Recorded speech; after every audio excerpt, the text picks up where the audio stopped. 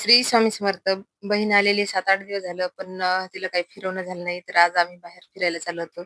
एवढे दिवस पाऊस पण चालू होता आणि घरी पाहुणे, खाणे-पिणे हेच आवरणं होत नव्हतं. तर आज तिला म्हटलं थोडंसं बाहेर फिरून आणा.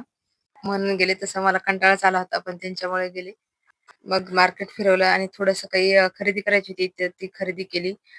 बाहेर गेल्यावरती काही ना काहीतरी खाऊचं वाटतं आणि मग नाश्ता करायला थांबलो होतो.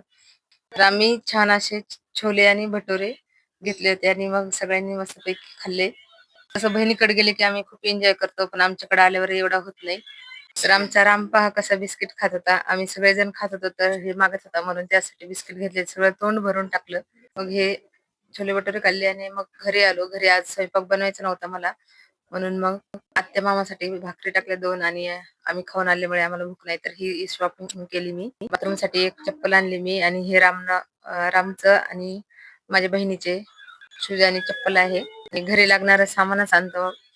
मी झाडू, दुर्डी, मुलांसाठी शाळेचे सॉक्स, शूज असं काही घेऊन आले होते.